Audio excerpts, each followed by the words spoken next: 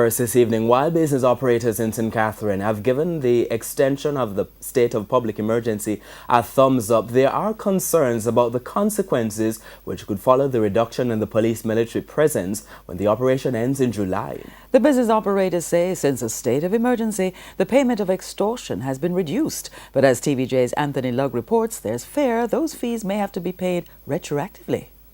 On Wednesday, a warning from the police to residents in St. Catherine to resist extortion attempts by persons loyal to arrested Klansman gang leader Andre Blackman Bryan.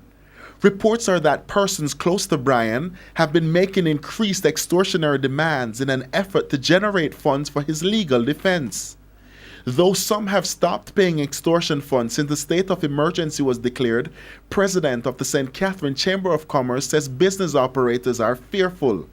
It is said that when the soldiers have left, the security forces have left, they're going to have to pay retroactively.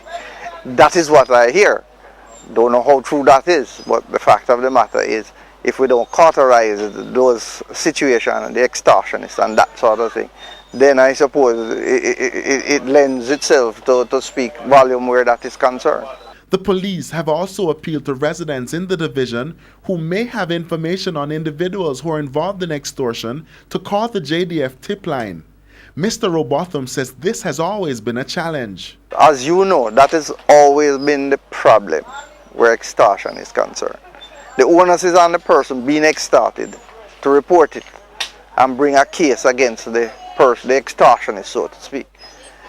Fear factor is one of the main things that prevent that part of the crime fighting to be, effective, because the fear factor is that nobody wants to come forward and say, yes, this is what is happening. Most people will say that it's not happening, but we know differently. He says the security forces must find other intelligence-driven operations to find persons involved. Deputy Commissioner of Police Clifford Blake says the police will not tolerate any attempt to intimidate law-abiding citizens in St. Catherine. Anthony Lugg, TVJ News.